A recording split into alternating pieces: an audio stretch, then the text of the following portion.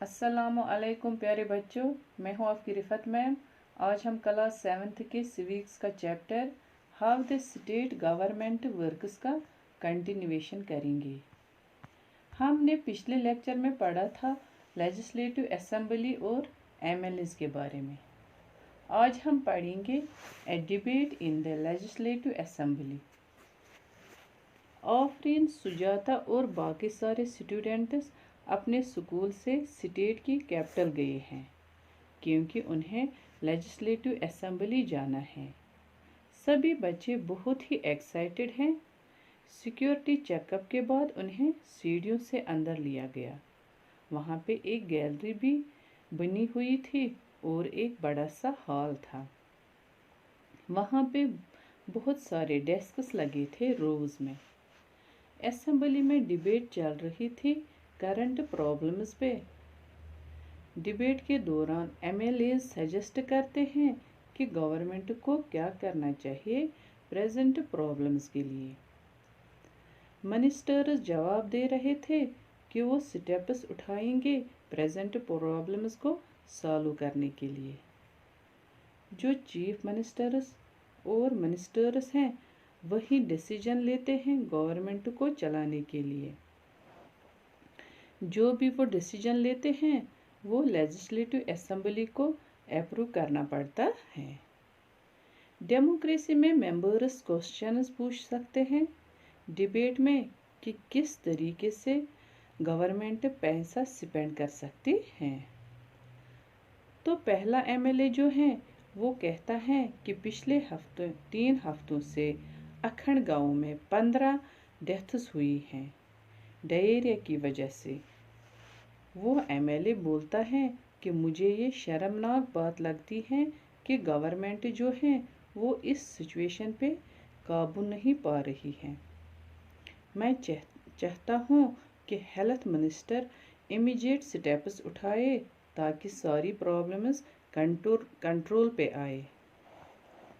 MLA second बोलता है कि गवर्नमेंट हॉस्पिटल्स की कंडीशंस क्यों ख़राब हैं, क्यों गवर्नमेंट हॉस्पिटल्स में प्रॉपर डॉक्टर्स और मेडिकल स्टाफ नहीं है।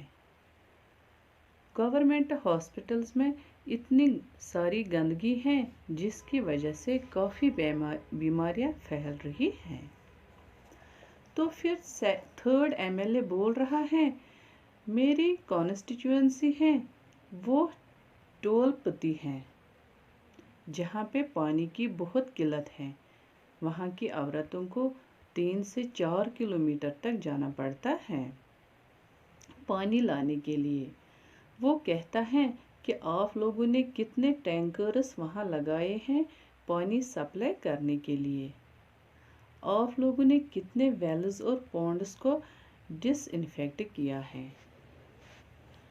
जो एमएलए 4 है वो कहता है कि ये मेरे साथी मतलब बाकी एमएलएज अपनी प्रॉब्लम्स को बढ़ा चढ़ा के बोल रहे हैं।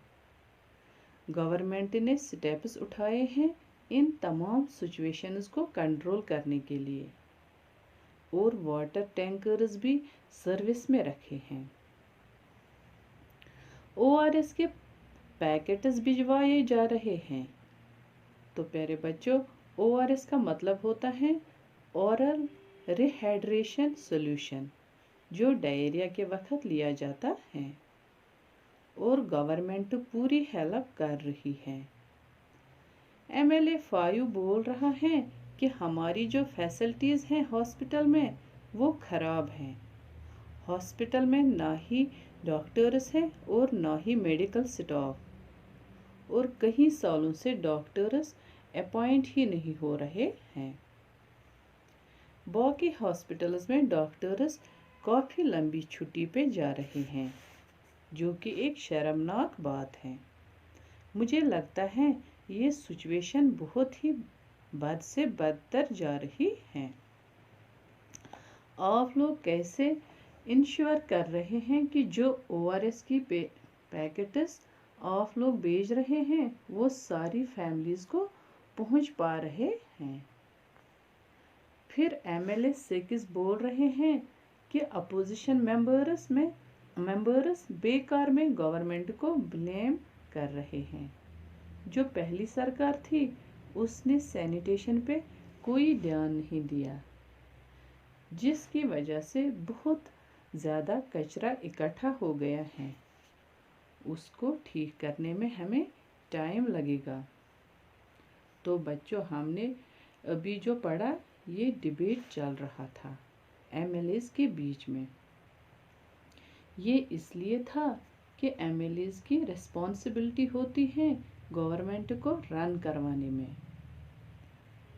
ओवरऑल हेड जो होते हैं वो चीफ मिनिस्टर होते हैं। चीफ मिनिस्टर्स और बाकी सारे मिनिस्टर्स मिल के एग्जीक्यूटिव पार्ट ऑफ गवर्नमेंट बनाते हैं।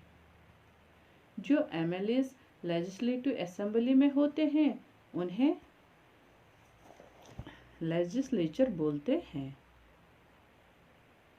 एमएलएज सुपरवाइज करते हैं वर्क को और चीफ मिनिस्टर एग्जीक्यूटिव का हेड होता है। अब हम पढ़ेंगे working of the government.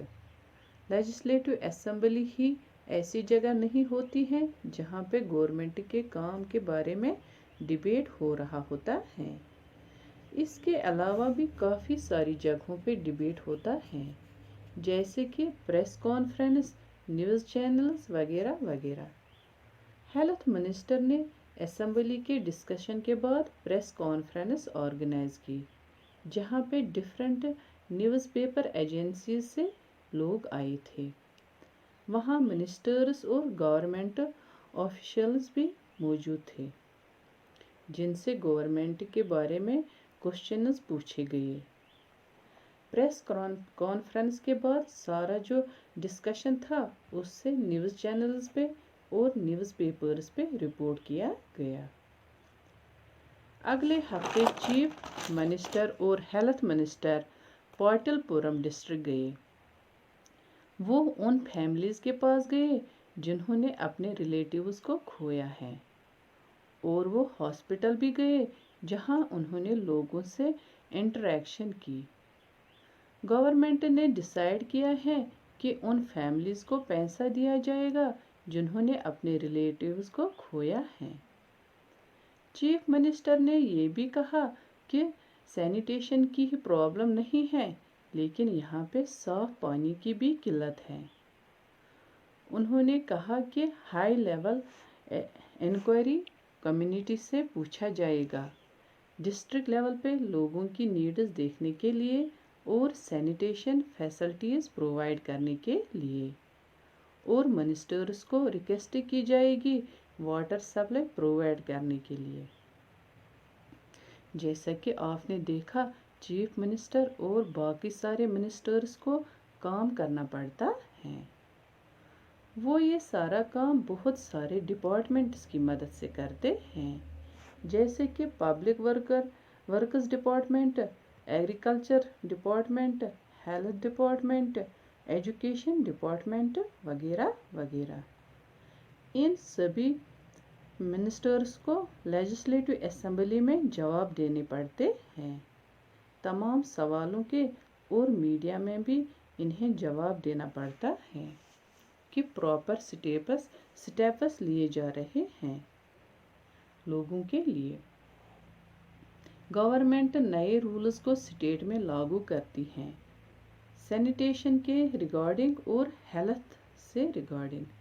Government ये इंश्योर करती है कि म्यूनिसिपैलिटी कॉरपोरेशंस इस बात का ख्याल रखे कि हर एक अर्बन एरिया में टॉयलेट्स बनाए जाए, हेल्थ वर्कर्स को अपॉइंट किया जाए हर एक गांव में। हर स्टेट की लेजिस्लेटिव असेंबली में ये लॉज बनाए जाते हैं और कंट्री के लॉज पार्लियामेंट में बनाए जाते हैं।